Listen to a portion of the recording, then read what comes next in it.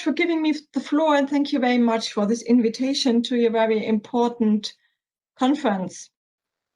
And I'm talking to you on the one hand side as an academic, and on the other hand side as the chair of the board or the chairperson of Global Education Network Europe. And you will see that I use for education for sustainability the term global education, and I will explain why I use this. My presentation has different parts, but it's not, in the moment, not continuing. Why is it not continuing?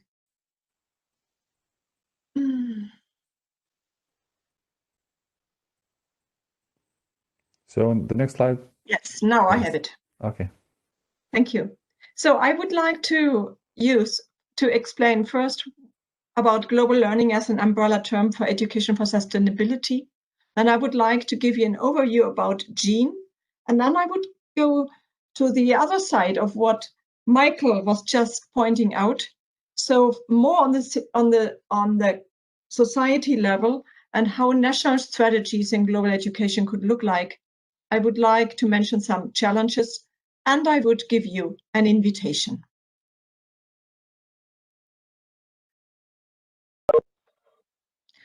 Global education is a term which is used in the sense that global education is education that opens people's eyes and minds to the realities of the world and awakens them to bring about a world of greater justice, equity, and human rights for all. So from this point of view, global education reflects sustainability from the perspective of people, because only if it is linked to social justice, only if it is linked to equity, and only if it is linked to human rights, we will reach sustainability. And this compasses a lot of different competing terms like development education, which is coming much more from the global north-south perspective, human rights education, environmental education, education for global citizenship, intercultural education, peace education, global citizenship education, education for sustainable development, education for the prevention of violent extremism, critical post-colonial education, or anti-racism education. So why are we using this term global education to summarize?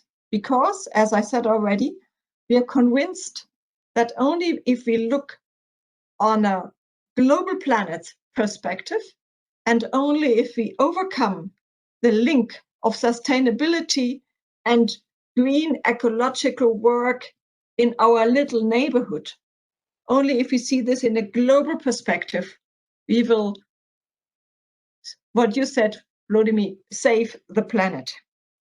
So global education reflects the factual dimension of dealing with knowledge about the challenges in sustainability, human rights, and social justice in the world. So that's very important as competences and reflection on the factual side. On the social dimension, it is on providing competences in intercultural and social understanding, because we will only solve the challenges of the world if we cooperate. And cooperation needs intercultural and social understanding. And we are working in a time where we feel very much that we are working in the last minutes. So global education has a time dimension of reflecting uncertainty and providing competences in reaction to the feeling of shrinking times, so that you have to be active very, very much in a very short time frame in order to overcome the challenges. And global education has a special spatial dimension in understanding the simultaneity of the global and the local, So we call it locality, on merging global and local together, and to see and to reflect the interconnectedness on the planet. And by this, global education is understood as an educational response to the realities of a globalizing world.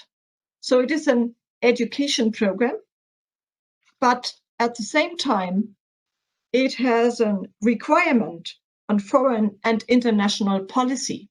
So it is an education which is linked to policy and which demands policy making. And it is an education which has a curricular prerogative. So education that does not reflect global education is, in our understanding, not really education, because it will not provide the competences which are needed for the world to come, for the future of the planet. So I would like to quote the Finnish, so the Board of Education of Finland, saying, global education is at the heart of a good curriculum. Education must put global education at the heart of the learning if it is to be considered quality education. So that's coming a quotation from the Finnish National Board of Education on curriculum reform in 2012.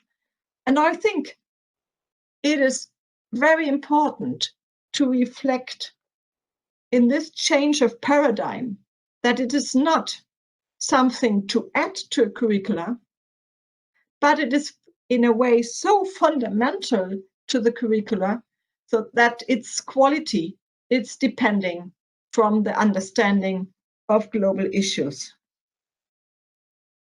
And by this, at the core of global education, I see justice, equality, human rights, sustainability, an analysis that links local and global dimensions, so which make this interconnectedness. And of course, it needs to be an education process that is participatory, because only if everybody is participating, if everybody is reflecting the need for sustainability on this one planet, then change can happen. So it is very important to build up this participatory way and to integrate as most stakeholders as possible. And by this, global education is important to play a crucial role in the national education system improvement, to curriculum development, to teacher education, to the improvement of school practice and learning culture, and for the development of the educational landscape from early childhood education to the higher education sector. So we just heard from Michael how important in Ireland, in his country, was that primary education was pushing higher education.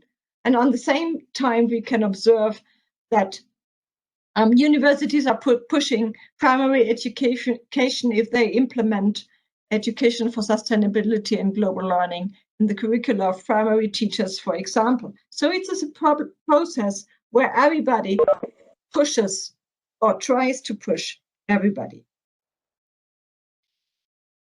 So now what is GEAN doing? So I would like to give you a very short insight in GEAN. What is GEAN doing, who we are, and what we do? GEAN is an NGO, an European NGO, but it's an NGO of ministries and agencies. So that is a very interesting, I think, form to put it. It is a network of ministries and agencies and national responsibilities for global learning in European countries. And over 50 ministries and agencies in Europe joined.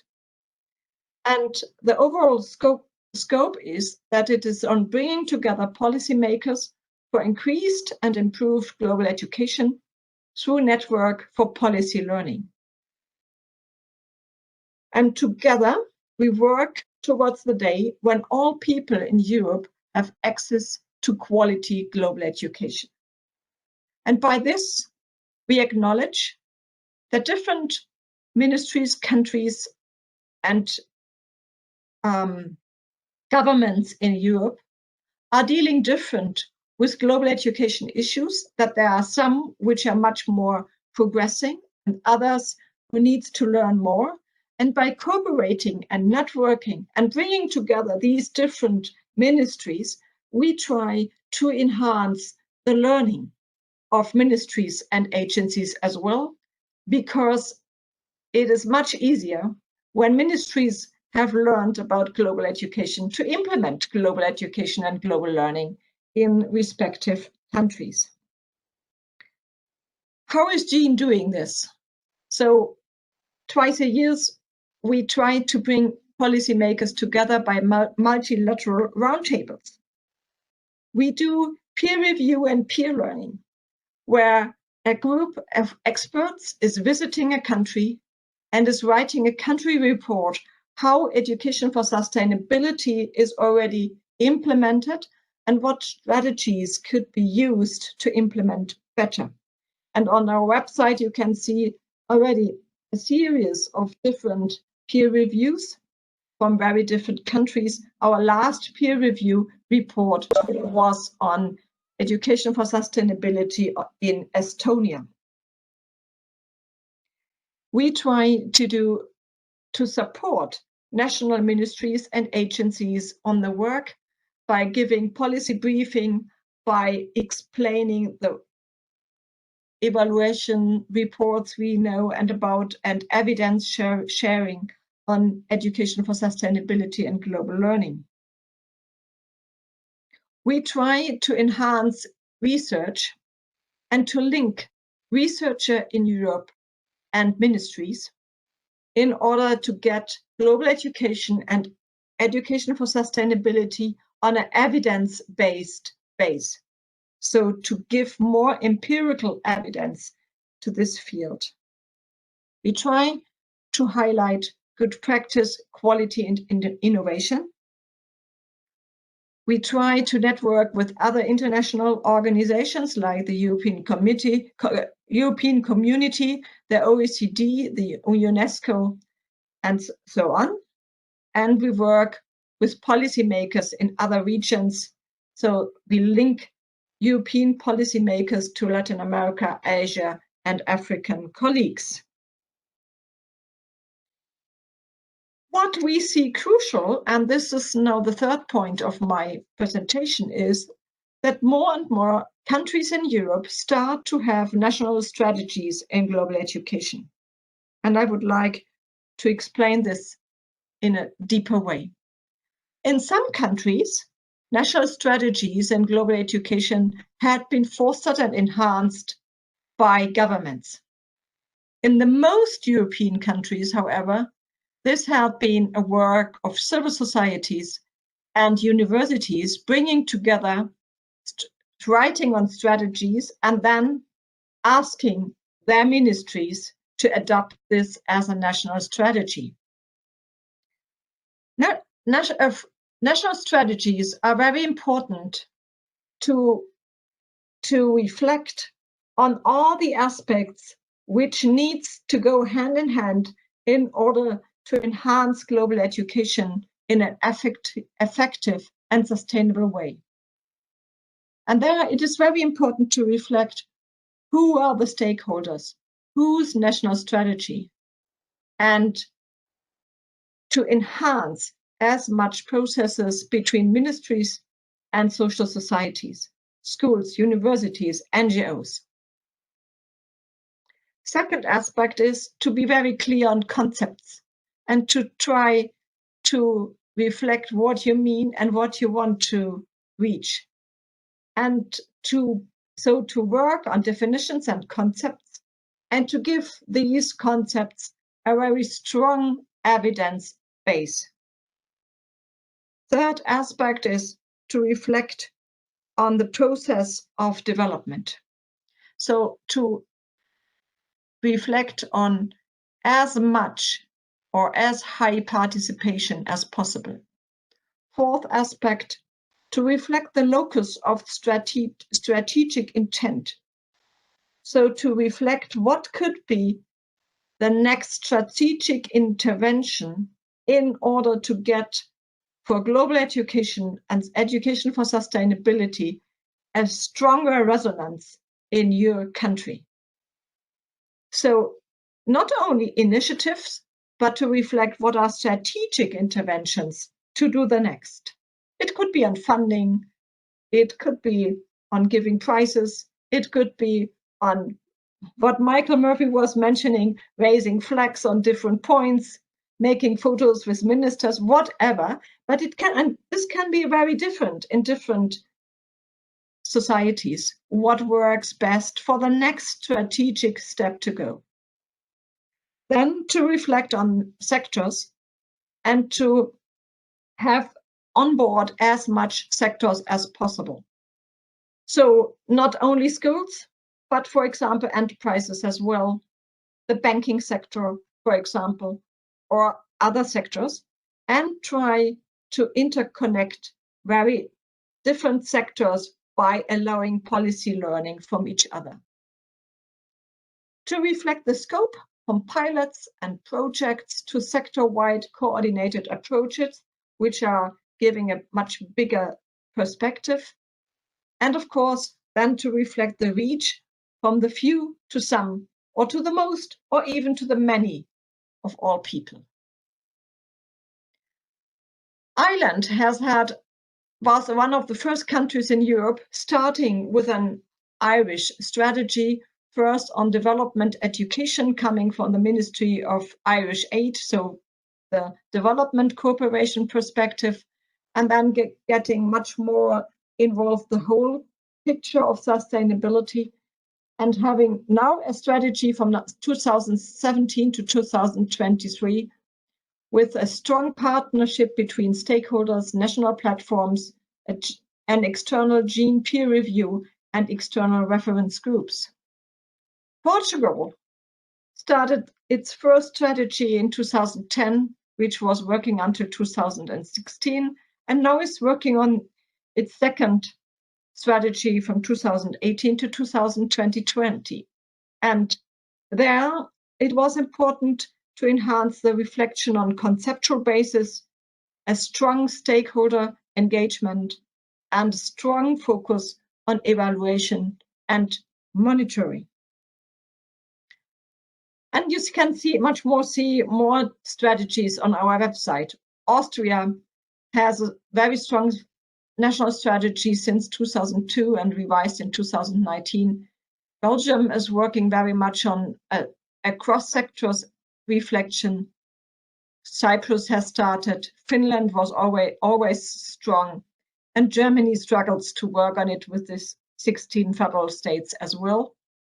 And Greece started now one of the last countries starting with the national strategy in 2019.